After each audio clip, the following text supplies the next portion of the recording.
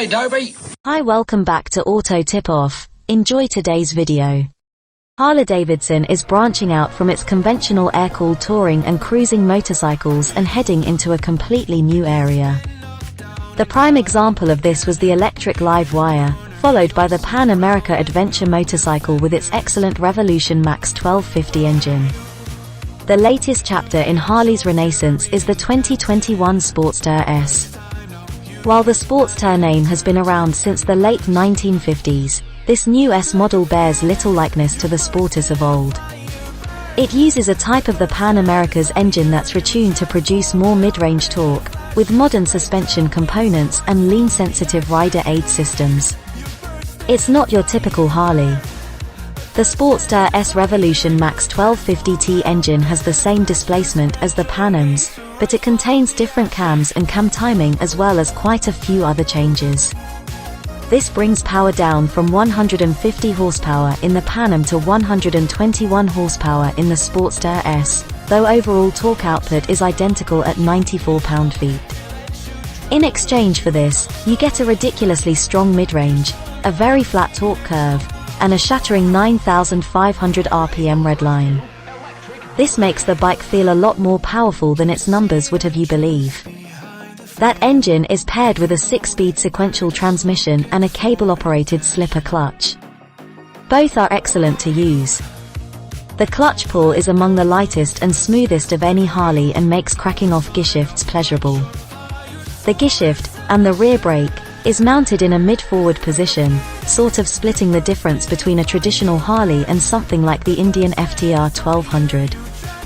You'll be surprised at how quickly you'll find yourself getting used to this design and how comfortable it is on a high-speed and very curvy road, and you could find yourself preferring these to the accessory mid-control equipped bikes, thanks to the extra legroom. The Sportster S features a single Brembo front brake setup consisting of a 320mm rotor and a 4-piston radially mounted monoblock caliper. The rear brake uses a single piston caliper and 260mm rotor. The choice of a single front brake on a bike as powerful and heavy, 502 pounds wet, as the Sportster S might seem weird. In practice, you won't find the setup to be a particularly weak point, and with the 1250TS prodigious available engine braking, you'll hardly find yourself touching the brakes at all. The S has a bulldog-like stance, but Harley had to make several sacrifices to get the bike to look the way it does. For example, while the bike has a high-spec adjustable monoshock in the rear, it only has around 2 inches of travel. For a 300-pound rider, that equates to a seriously bumpy ride and bruises in places where nobody should have bruises after a day riding. On smooth roads, the bike is fine, with the suspension doing an excellent job of eating up more minor bumps and vibrations. A high point for Harley's newer models is an extremely competent suite of rider aids. The Sportster S is no exception here, thanks to its lean-sensitive anti-lock brakes, traction control, wheelie control, and Harley's drag torque slip control, which works to mitigate rear wheel lockup from engine braking. All these systems are highly configurable and effective when you get a bit ham-fisted with the throttle in sport mode in the middle of a corner, not that anyone would know, or anything. The Sportster S is a little odd from an ergonomic standpoint. On one hand, it's got a very low and approachable seat height, 29.6 inches, which makes the bike more approachable for shorter riders. On the other hand, the reach from the small single saddle to the bars is a little long, even for someone with a long torso and longish arms. It would be great to see a more swept-back bar option in the future. Speaking of that saddle, that is a weak point on the bike. Of course, it looks fantastic. Harley's designers did a brilliant job of that with the motorcycle in general, but its size and shape limit the amount of moving around a rider can do on longer rides.